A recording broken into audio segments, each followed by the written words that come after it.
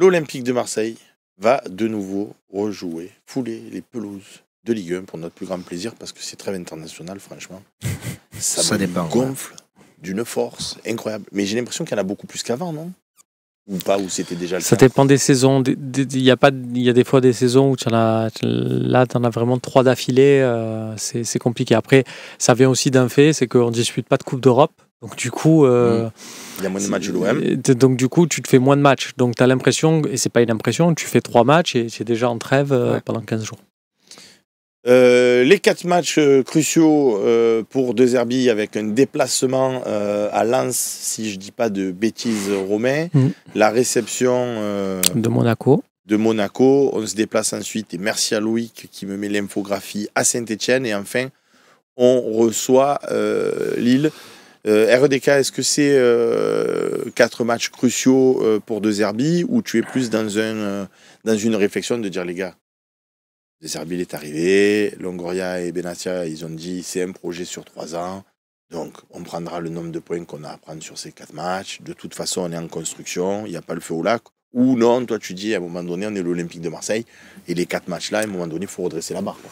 Non, honnêtement, je suis dans la team patience, parce que notre impatience en tant que supporter, elle nous a tellement fait commettre les mêmes erreurs et qui n'ont servi à rien au final. Enfin, Poussen a réclamé la sortie d'entraîneur, on en a vu d'autres, et je ne sais pas trop à quoi ça sert, où ça nous a mené.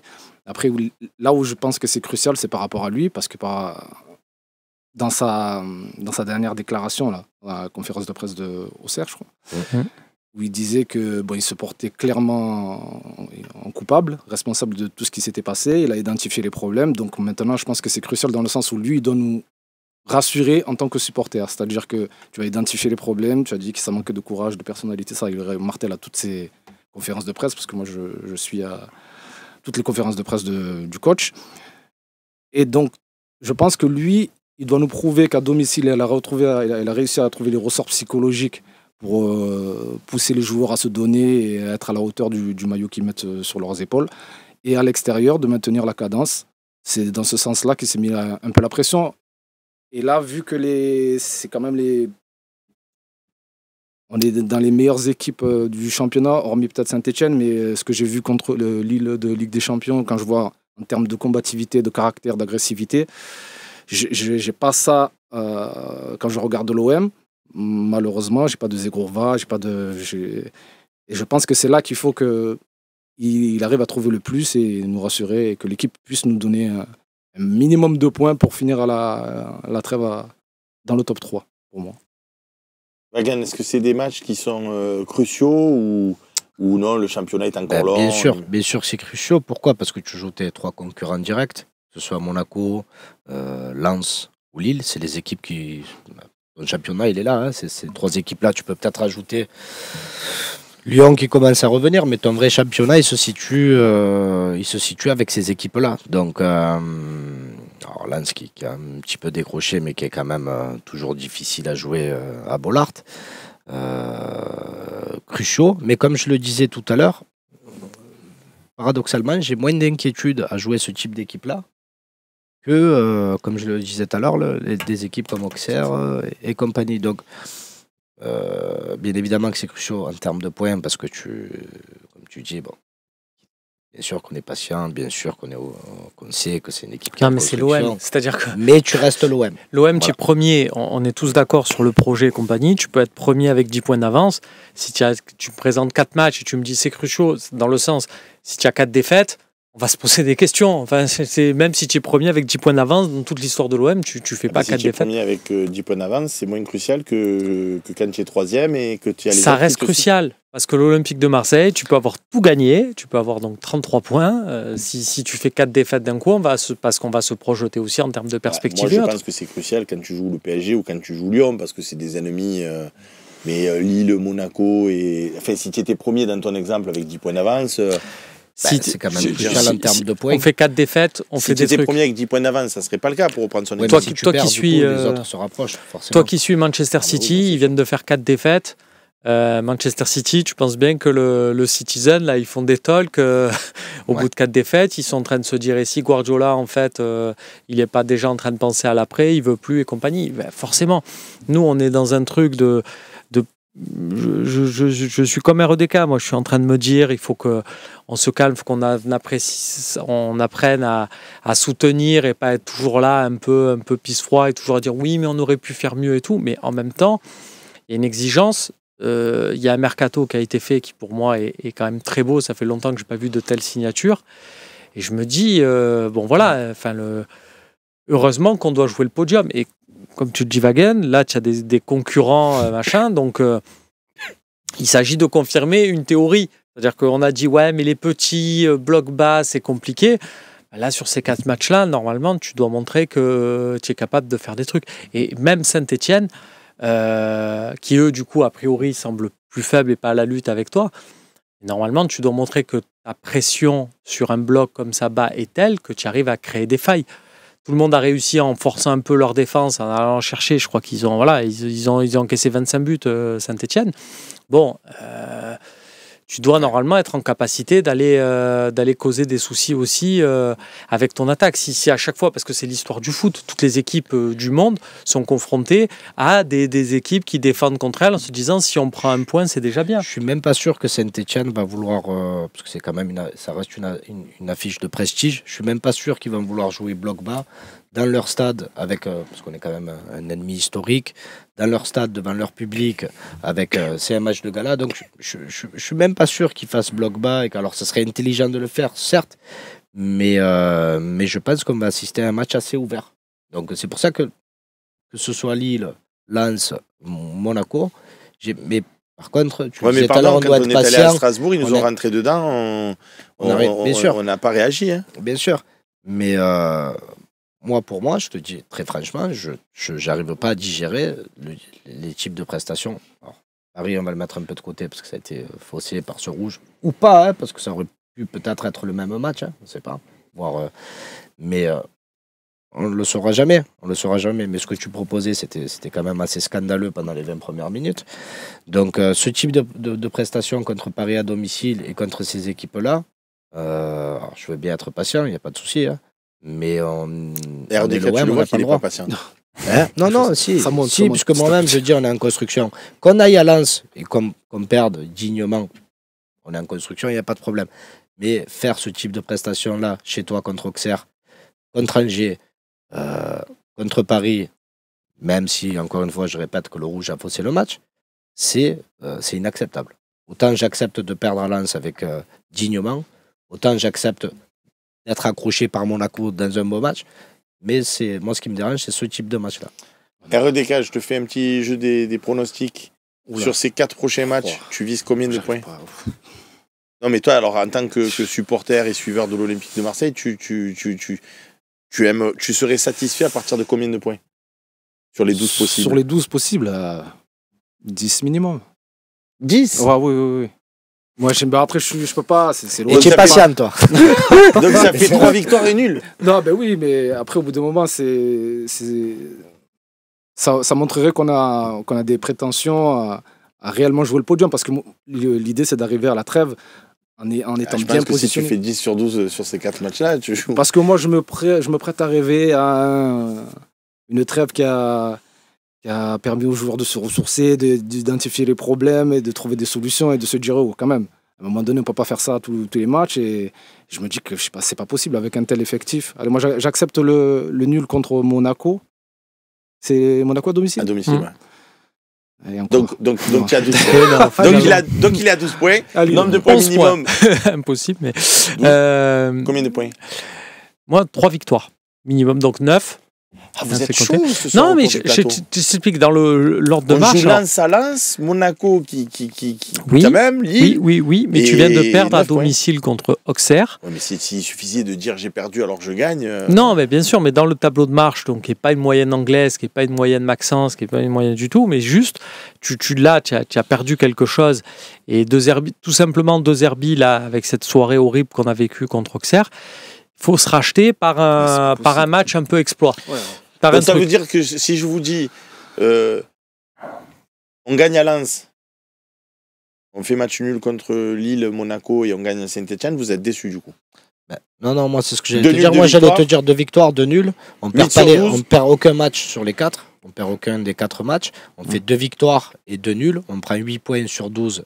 En 4 matchs, ça nous fait une moyenne de 2 points par match. Donc moi, très franchement, Ça bosse. oui, ça bosse. Très franchement, moi les 8 points, vu ce qu'on vient de passer, Oui, vu non, le match c'est clair. dégueulasse qu'on a Et si je te vécu. propose 9 points mais tu perds contre Monaco, tu préfères 8, Non, 2 victoires, 2 nuls ou tu préfères 9 je préfère 8 pour la simple et bonne raison que perdre contre un concurrent direct qui va jouer le podium avec toi, ça peut te laisser des séquelles derrière, ça peut te laisser des traces. Donc moi, j'accepterai pas de perdre à domicile contre Monaco. C'est mon avis, peut-être que... Romain, en je te termes voyais de au points. panier du chef sur 8, tu changes de fusil d'épaule, Non, 2 nuls, 2 victoires. 8, ça peut être pas mal, mais tu remets à plus tard le coup éclatant. Après, si tu me dis c'est 8, mais tes 2 victoires, c'est une démonstration dans le jeu qui vont te donner confiance pour la suite. Parce que voilà, il n'y a pas que les points. Si derrière tu as un truc et tu abordes les matchs suivants comme ça, c'est top. Ah, comme ça, Si- ça veut dire que c'est plus tu veux plus forcément le Ah non. Derby ball, moi je veux le Oui. jeu. Ça y Tu est, tu as écouté, es un peu dans le tu as physique. écouté Mehdi Benassia ou pas, Roten sans flamme? Oui. Très intéressant ce qu'il dit, parce qu'il dit on attendait à ce que les joueurs aillent derrière les. En gros, je te le résume, voilà. Il a dit on voulait faire comme il a dit Romain Canucci avant le match, c'est-à-dire on voulait aller dans le dos des latéraux, c'était ça le plan, et les joueurs l'ont pas fait. Donc, quelque part, Et donc, non, mais c'est ce que je voulais, je c'était te pas demande- Je ne parle irréalisable. pas avec Mehdi Benassia là. Non, Il mais devait venir sur le plateau d'ailleurs. Il vient ben, grave. tu vois ce qu'il te dit, il faut Bon, on l'écouter. est très content d'avoir REDK, mais Mehdi Benassia, tu l'as relancé ou comment ça se passe? Mehdi, Mais c'est bien quand sûr. tu veux parce que. Mais tu vois, la différence dans le terme qu'on veut, quand je te dis comme ça, c'est que tu as telle confiance en toi et dans tes capacités, et dans n'importe quel sport tu le vois, une fois que tu sais ce que tu exécutes, le geste que tu exécutes, tu as confiance en toi, ben le corps est détendu, le pied est détendu, et on va se régaler. Donc j'ai espoir que si c'est 8 points et que derrière il y a beaucoup de confiance, je prends, bien sûr. REDK, est-ce que tu es d'accord que dans le foot, il faut aussi la dimension physique et pas que technique? C'est clair et net, mais surtout psychologique. Enfin, je pense à l'OM parce que là, c'est surtout dans le jeu que lui demande. Ça part de derrière, donc pour partir de derrière, il faut avoir des gars qui techniquement soient sûrs dans la tête, qui soient pas dépassés par les événements, par le stade et tout ça, par la pression. Et je pense que c'est ces ingrédients-là que n'ont pas tous les membres tous les joueurs qui composent la défense. Et je pense que c'est clairement là que le bas blesse. Parce que tu n'as pas la sûreté technique pour faire la passe qui trouve le milieu. Même si tu vois l'espace pour la faire, tu as la pression du public. Est-ce que je la fais, est-ce que je la fais pas? Je le sens dans certains joueurs, ça se voit. Et c'est Non, ça mais balance des noms, on est là pour ça. Hein. Lilian Brassier. Brassier. Je je le vois que lui, c'est terrible. il a peur. Et Non, mais même, lui, il a pas que... je vais rien dire. Non, mais Lilian Brassier, c'est Non, mais il était en l'incarnation train de de ça. donner des noms. Brassier et après Balerdi, même Balerdi, des fois, c'est très compliqué, même en termes de relance. Ou alors, il attend, il la rate, et à la limite, ça, je peux pas lui en Donc, vouloir. tu es content des prestations de Cornelius jusqu'à présent? Non, à part mettre le pied sur le ballon, hop, en attendant le pressing de l'attaquant, moi, j'ai rien vu de particulier, tu vois. Et moi, je pense que c'est là que tout se joue. C'est trouver le plus vite les milieux dans la relance. Et à partir du moment où là, ça tâtonne, où j'hésite, je la fais pas, non, froid, je vais me prendre les sifflets, hop, ça y est, je repars. Allez, passe tranquille. Et c'est la confiance entre les partenaires. C'est oui. ce qui fait que le foot est un sport beau à vivre, et on le voit sur certaines phases. Il y a des joueurs, ils reçoivent le ballon, les joueurs partent. Ils savent qu'il a le ballon, il va faire un truc, voilà. Non, mais c'est- Et à Et du coup, l'inverse, comment... maintenant, on est passé de cette situation-là, notamment avec Quentin Merlin en pré-saison où il touchait le ballon, les autres partaient parce qu'ils se sont dit il va nous mettre galette dans les pieds, à maintenant une situation où un joueur touche le ballon et les autres viennent à sa rencontre. Donc ils vont dans le sens inverse pour venir près de lui pour lui Ouais, faciliter mais la tâche. c'est quand même fou que l'année dernière. En fait, il faudrait faire un mix de l'année dernière de cette année. De l'année dernière où tu étais performant à domicile, mais tu étais C'est un truc de nullissime fou, à ouais. l'extérieur. Et cette année où, sincèrement, tu as pris des joueurs de caractère et des Mais moi, j'ai des une vrais bons explication, joueurs. hein. Tu es nullissime à domicile et très bon à Mais l'extérieur. j'ai une explication, parce que donne-moi-la. mais l'explication, elle est fort simple. Bah, moi, je les donne. Oui. C'est que l'année dernière, tu n'avais pas forcément un coach à la tête de l'équipe, puisque tu as eu Gattuso, tu as eu Gasset, entre-temps, tu as commencé avec Marcelino, donc tu n'avais pas forcément un coach comme tu as eu avec Tudor, Sampaoli ou cette année avec De Zerbi, qui ont leur précepte de jeu. C'est ce que je disais tout à l'heure. bien sûr. Et qui donc se heurte aussi au fait que ça fait quoi on a joué combien de matchs à domicile cette année? 5. Ouais. Le mec, il a pour l'instant 5 matchs à son actif. Donc le temps de mettre en place ton jeu qui fait de surpasse secours, de transition pour aller plus vite, Mais s'il adapte c'est plus pas son difficile. jeu, Alors que l'année il dernière, peut- avec Gasset, par exemple, il l'a dit en plus en conférence de presse. Moi, je dis aux gens, allez, on fait à mes joueurs, on fait du kick and rush parce que pour l'instant, vous n'êtes pas capable de construire des actions. Donc je balance des ballons et je fais du physique. Mais ça, De Zerbi, il veut pas jouer comme ça. Ouais, il va peut-être falloir. Et moi, peut-être falloir s'adapter à un moment donné quand tu prends c'est factuel quand tu prends Mais pas lui, de points à il prend domicile. son jeu. Regarde, Il prend son jeu, que Guardiola prenne son jeu, je veux bien, j'ai aucun souci, il a les joueurs pour prendre ce jeu-là. Mais à un moment donné, moi je demanderais un peu plus de pragmatisme, c'est comme ça qu'on dit, d'être un peu plus pragmatique à domicile. Quand tu vois que ton jeu-là, même si tu prends une idée de jeu qui est magnifique, j'ai aucun problème avec ça, mais on est en Ligue 1, il faut pas prendre De Zerbi alors. il faut prendre les bons joueurs. Les joueurs qui ou vont avec. demander à ce monsieur de s'adapter et de vouloir proposer autre chose. Si c'est à De Zerbi, tu vas lui demander de faire du Jean-Louis Gasset. T'avais qu'à garder Jean-Louis Gasset. Ben non, mais pourquoi? Enfin, je veux dire, on a eu tant d'entraîneurs qui savaient s'adapter, qui analysaient les équipes adverses, qui savaient s'adapter selon l'adversaire. Mais Max te dirait, moi, je m'adapte pas. Moi, je D'accord. suis l'Olympique de Marseille, je joue mon jeu, j'impose mon jeu, c'est aux autres de trouver des Mais solutions. tu es et l'Olympique pas- de Marseille, tu n'es pas Manchester City. Donc, tu Mais après, t'adaptes pas à un moment donné. Manchester quand tu City, vois- ça s'est pas fait comme ça. Guardiola, Quand il a tu été vois pas les des champions 11, sa première année, malgré des millions. Donc, il faut peut-être attendre que les préceptes se mettent en place. On y revient à notre Moi, si on me principe garantit, de patience. si on me garantit que dans 1 an, 2 ans, on arrivera avec cette idée de jeu que prendre De Zerbi, on arrivera à un résultat, je veux bien être patient. Mais Il va forcément sceptique. évoluer. Et vous savez On verra. qu'il y a des clubs, enfin, je vous dis ça parce que Après- vous lorgnez beaucoup du côté de Manchester City.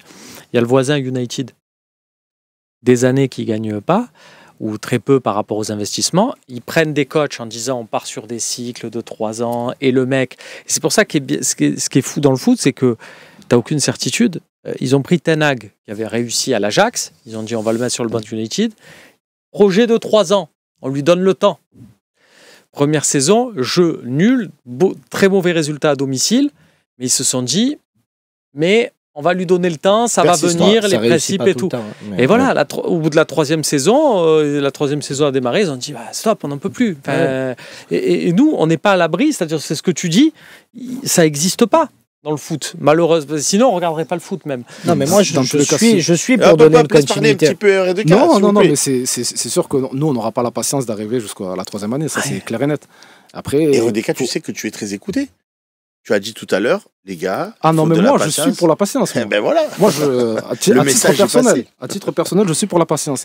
Mais je sais très bien qu'ici, ça c'est pas possible. Si on reste sur ce rythme, sur cette qualité de jeu, et que les résultats ne vont pas avec, je sais très bien que voilà, la cocotte minute, elle va sauter, et puis voilà. Mon ami Vague. Non, mais moi, j'ai pas de souci avec la patience. Je sais pas si ça me garantit des résultats. Mais moi, aujourd'hui, je suis désolé. Je suis patient, mais je peux pas accepter de voir ce type de prestation, d'aller au stade. Oui, mais avec comme mes il a dit enfants. Romain, tu as bien Ouais. entendu Mehdi Benassia en interview, qui a dit ce qui s'est passé est insupportable. De Zerbi en conférence de presse qui a dit ce qui s'est passé est insupportable. Tu le sais, tu as 2 restaurants. T'as beau dire à tes serveurs, je veux que les commandes elles passent rapidement, je veux que si, je veux que là, de temps en temps, tu arrives, tu leur dis les gars, vous n'êtes pas sérieux, qu'est-ce que je vous ai dit, c'est pas appliqué. Pour autant, c'est toi, en tant que chef d'orchestre, qui a dit je veux que ça se passe comme ça, et c'est pas fait.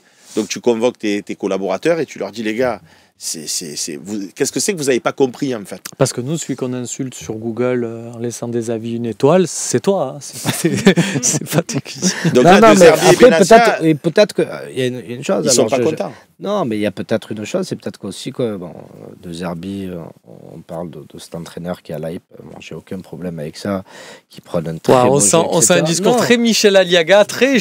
c'est un dégueu. mais c'est même pas ça. On oublie on nous dit on a pris De Zerbi cette année. Alors c'est super, moi j'étais content le premier. Hein. Ah, parce que si Mais- tu sais que je t'enregistre tout le temps quand tu mais me parles. Tu veux que je le ressorte disais, les mais manches. j'étais très hypé par. Mais il faut pas oublier que nous on a fait une superbe opération. Et je pense que De Zerbi a fait une opération encore meilleure que nous. Dans le sens où Il a entraîné, sa première référence en qualité d'entraîneur, et le plus gros club qu'il a entraîné jusqu'à aujourd'hui, c'est l'Olympique de Marseille. Tu peux le prendre comme tu veux, que ce soit au Shakhtar Donetsk, à Sassuolo ou à Brighton, il avait que des équipes de seconde, troisième zone. Aujourd'hui, le vrai, Shakhtar Donetsk dans un championnat ukrainien, tu peux me dire ce que tu veux. Il jouait que les championnats. Même sur la en scène Europe, sur la scène européenne, c'est pas mal. C'est une équipe qui joue. Ils ont gagné une Coupe d'Europe. Oui, mais de l'époque de De Zerbi, c'est une équipe qui joue la C3 et qui sort généralement vers les huitièmes de finale. Donc c'est pas non plus... L'OM est largement au-dessus du Shakhtar. Donc celui qui a vraiment glow-up dans sa carrière, c'est De Zerbi. Parce que nous, on est content de l'avoir, mais son vrai premier test à De Zerbi, c'est l'Olympique de Marseille. Son vrai premier gros club, c'est l'Olympique de Marseille. Donc c'est là aussi, nous aussi, on l'attend. On peut avoir de l'exigence en attendant cet entraîneur-là. La force tranquille à ma droite qui dit il faut de la patience. L'énervé à ma gauche qui dit je suis pas énervé. C'est des matchs cruciaux. Et vous faites votre avis avec tous ces opinions différentes. Allez, on passe à la partie 3 de notre émission.